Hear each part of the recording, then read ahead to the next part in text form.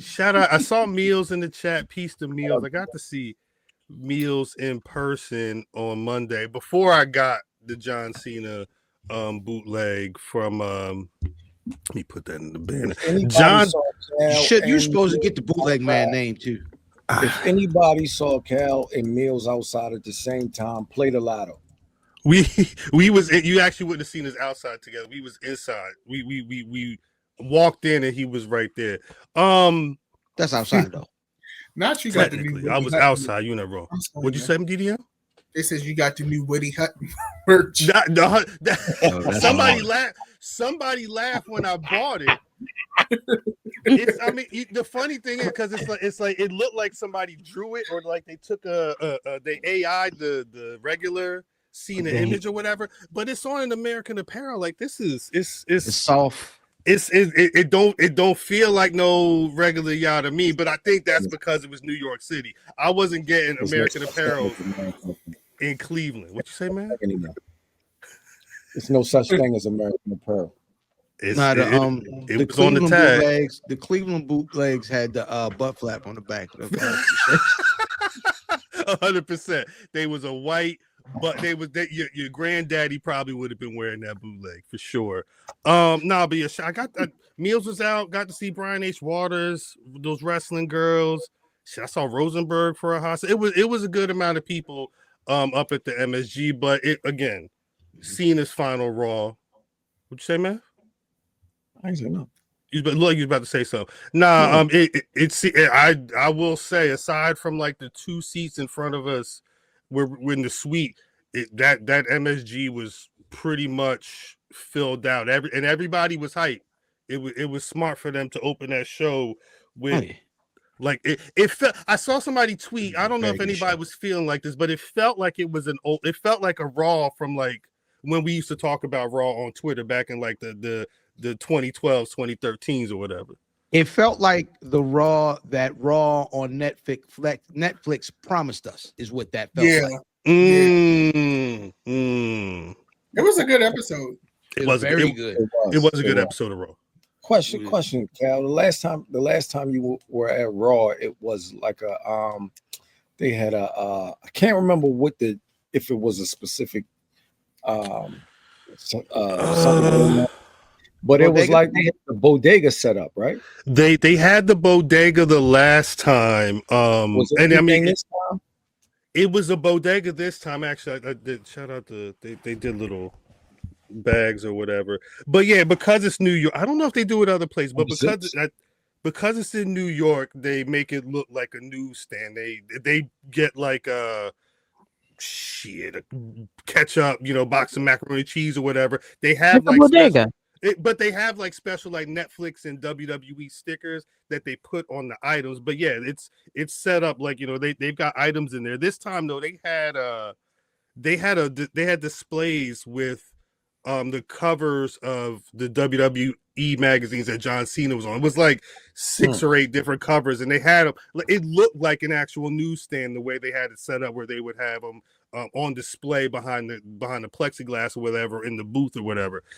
There was not a cat in there. There was because they was serving pastrami and whatnot, and that cat would have probably been. Were they serving pastrami?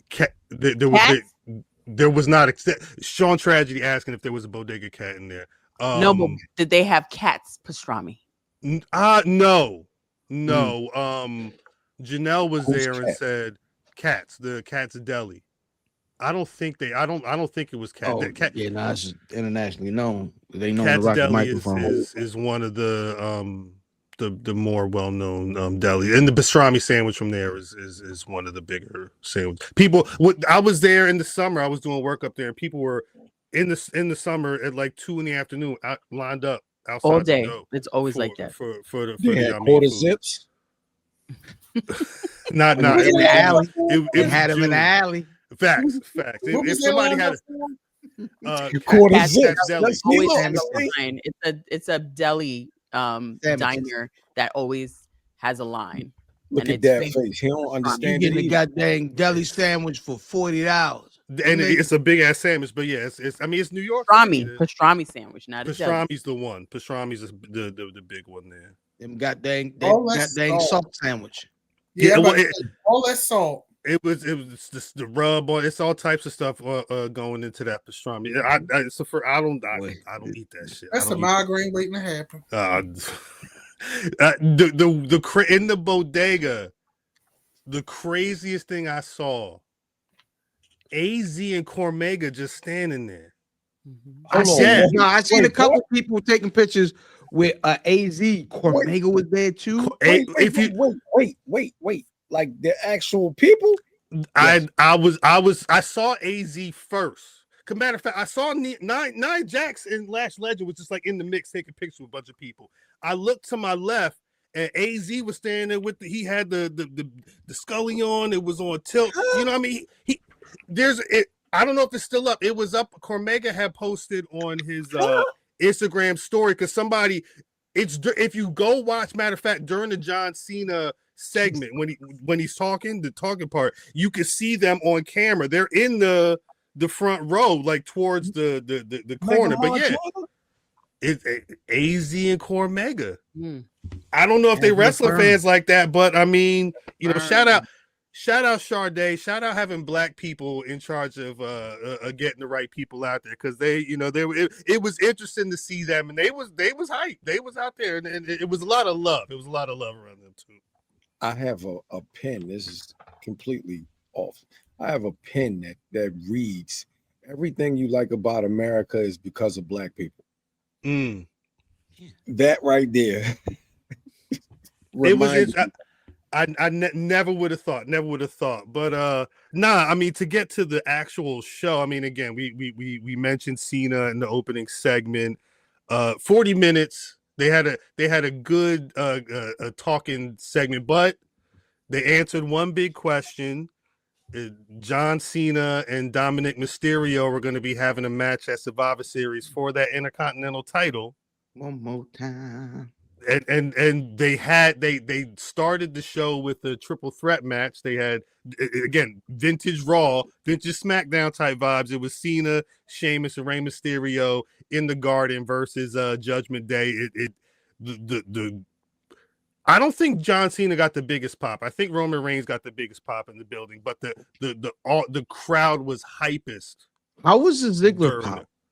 The Ziggler pop was big. I think there were like 4 or 5 really strong. One of the most interesting pops, Gabriel Iglesias, when people realized he was there, he got like a random huge pop to the point where, like, if you look on, because I watched it back, he kind of like looked to the side like, shit, they really cheering for me like that. But no, yeah, I don't know. Some people were in our suite. Some people were wanting and hoping that it was a Ziggler situation, but I don't think people were prepared for that, and for him to be Dolph Ziggler, with the theme. And I mean, it's the same thing with Zack Ryder that made the most sense. That's the thing. That's why the people saying Matt Cardona should have been the one in the tournament is confusing. No, because he never wrestled John Cena. He had no history, and especially in WWE. Zack Ryder and Dolph Ziggler were the people, so those are the people. And they should have let Big E and AJ walk him out. That would have been crazy. That would have been smart. That would have been a really. My lady ain't walking. No. Yo, Big E. Put your lips on my lady. Forgot about that. Yeah, I forgot about that. That ain't gonna happen, Cat. That don't fly. Brown suit punk walking around there. We know what his record was. Him and Cena was back there doing numbers. Anyway, that don't matter. It don't matter. What mattered, and I thought that was interesting, is Big E did spoil when Ziggler came out that AJ Lee was there. We didn't know she was there until. Yeah, I'd seen rumors that the one rumor that I saw was that AJ Lee, Liv Morgan, and somebody else was in the building, and 2 of the 3. Liv didn't make any appearance on TV. I forget what the other name was, but I'd only seen that in the dirt sheets. I didn't know anything about, and I guess Chris it makes Jenner. Sense as to why. You said what? It was Chris Jenner. What? Proceed. So I'm assuming I don't know what the end of the Survivor Series match is going to be. Although I would like to see Dominik Mysterio get his title back. I don't think that's happening. I'm going to assume that. Well, I'm hoping that the synergy is with Ray being part of the 6-man tag match. Whatever happens at Survivor Series, Ray is. I mean, it is San Diego too. That Ray, because I want to see them build towards Ray Dom at some point. I feel like that's a perfect opportunity, if not to set the match to throw some more wood on the fire. Yeah. I don't throw no wood nowhere. What I want to see is Ray align with his son. That would be hard. They did that in the beginning and y'all hated it. So wow. Well, because Dominik wasn't good then. He wasn't ready. He was terrible then. Yeah. He's very good now. He's better than Ray now. Ray would have to go. I think that this character should not change as of yet. In the my Dom opinion. character or the Ray character? Yeah, the Dom character should not change, and I think this character is the one that should send him, like, ride him out to the sunset. Hey, he can't though. I think he should his dad should go with his son, and he put the horns back on and be an asshole. Yeah, he should be an asshole. You wear Gucci and Louis Vuitton together. You are a villain. You're a villain. You're the devil. I don't know. You want to put the horns on, put the horns back on, and take the mask off? You want filthy animals, Ray? I think I think you'll probably get them reunited, but I think that'll happen whenever Dominik Mysterio is done with this heel run and turns into a babyface, because that's going to happen soon as well. And you're going to be getting Dom and Ray. So you guys think that he's not getting this belt back? No, Corey is adamant. He is adamant that he's getting this belt back. No, at this next match. No, Corey, I believe. I think need to be adamant about is lining up all the new releases, making sure inventory is good. That's crazy. Get the size run correct. What you were saying? Yo, Math made me cackle yesterday. He said, "Talking to that nigga like that." Corey is an encyclopedia of nothing. Damn. I was like, that's what? A bar. No, it's a bar. No, it's a bar. Useless shit. That's a bar. There's nothing wrong with that. There's nothing. I love you, Corey. Nothing at all wrong with knowing a whole lot of. Always there go Corey there. They talking about him.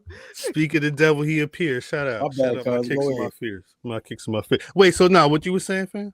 Nah, I just don't. I don't think. There's a couple of things. I don't think we go out on 2 Cena losses consecutively, which makes no sense to me. But also, I think the plans for that particular championship is going to restore a certain gentleman to his former glory. But we'll get there. Well, I mean, I will say I think that makes sense. The way that Cena's moving right now, the idea of the IC title being the icing on the cake to whoever would beat him in his final match makes a lot of sense. I think, like, we had that conversation recently. I think it depends on the person. This is crazy. It would depend on the person, because some people I don't think need that IC title, but I do. One guy can really use it. Yeah, no, 100%. But I think on the flip, there's some people that are in that tournament that if they get to that end part, they don't really need it. So it really depends on what they're trying to do. But I was saying that because Cena, this week they announced on NXT that Cena's going to be picking the entrance for both Iron Survivor matches on NXT, and there was also a report that he's like specifically very into what Javon Evans has been doing, which is what everybody else has been saying, but it would make sense as to why he got that spot with Gunther, which was not only his Raw debut, but was also his debut at Madison Square Garden on John Cena's final Raw. Like, it all kind of seems like this is making sense, in the idea of Cena ending with a loss to someone who can really utilize it as a newer star going forward makes a lot of sense. It makes a lot of sense.